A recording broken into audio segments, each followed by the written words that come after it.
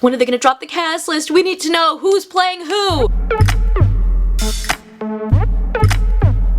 Hey there, it's Kristen, and we are back to talk about High School Musical, the series, Season 2, Episode 2. This is what we've been waiting for, people. We finally find out the cast list. I feel like the inner theater kid in me is like, this is so real, you know, like, just waiting for, like, when are they gonna drop the cast list? We need to know who's playing who. Who's gonna be Belle? Who's gonna be Beast? Who's gonna be LeFou? Consider subscribing if you like my videos, and drop down in the comments and let me know your thoughts on this new episode of High School Musical, the series. Did you see this coming? Is this the cast that you thought it was gonna be? Because to be honest, I kinda did. If you check out my video right over here, you'll see my original cast theory predictions on who I thought was gonna play who in Beauty and the Beast, who I kinda thought made sense where, and we're gonna dive into it. But first, let's talk a little bit more about this episode. What I love already about this one is that we're seeing some people that were more backstage in the first season make their way center stage in this season. We got Carlos, we got Big Red auditioning for big roles, and I just love that idea of like kind of giving people who were more behind the scenes a bigger shine in this season. In this episode, we get to see everyone's auditions for Beauty and the Beast as well as see who's cast. We also get introduced to a new character named Lily, who seems like she's going to be the villain of this season. Maybe she's bringing a little bit of that similar drama that Gina brought in the first season, but I think it's going to go even further than that. During the auditions, we actually get to see someone sing Wondering, which is the song that Ashlyn wrote last season. That was super, super cute. And then we see Ashlyn, Gina, and Courtney go up and do a trio audition for Beauty and the Beast, which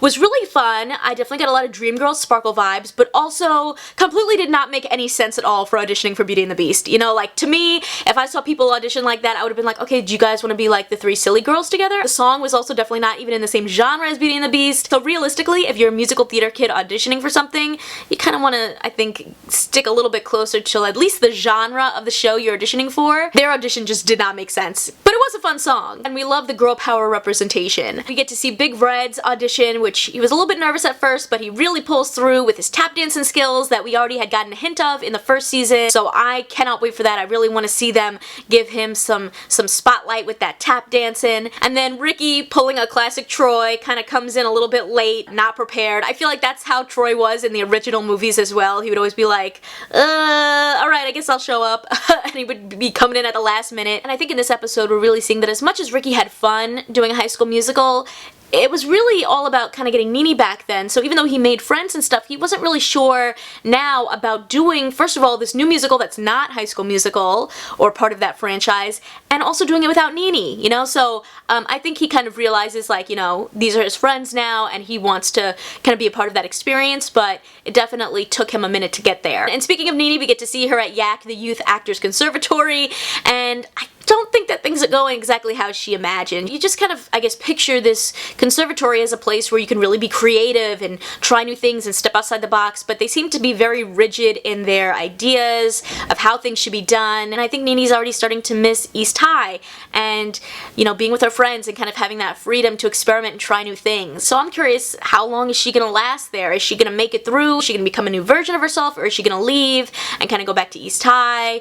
I'm really interested to see where this goes. And then of course, we get our cast list, so let's break it down. We have Seb as Chip, which I think is great casting. He's very adorable, so it makes sense. Gina is the feather duster, and that's a role that I originally imagined that she might get because of her dancing ability. I just felt like that kind of made sense, like a swoopy feather duster, and the fact that she's a really good dancer. Big Red is cast as LeFou, which I think is going to really be a great role for him, and like I said, hopefully get to show off more of his tap dancing chops, and I think he's gonna be really fun in that. Carlos is cast as Lumiere, which is definitely a great fit, the fact that he's gonna be going from originally the choreographer to now Lumiere, who's very show-stopping. I'm hoping that they're gonna really take a Be Our Guest and make it a can't-miss number. Courtney was manifesting big things, and it has come her way. She was cast as Mrs. Potts, and she's gonna have that iconic Beauty and the Beast song.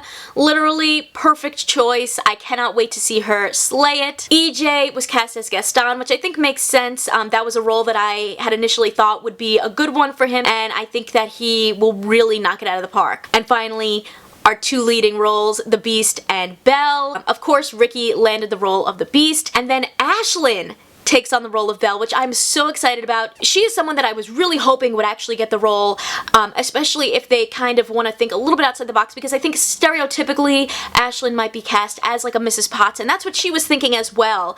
But the fact that she was cast as Belle, I think she's going to kill it. I am so happy. This is what I was hoping for, and I just think that this is like the perfect casting. Literally, when you look back at my dream casting or who I theorized was gonna get each role, this was kind of it. So I'm really excited, and who knows, maybe if Nene ends up coming back to school, she'll get to reprise her role as the cow.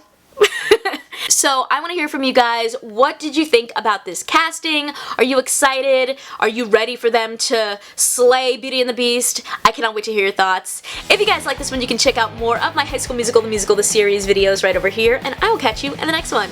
See ya!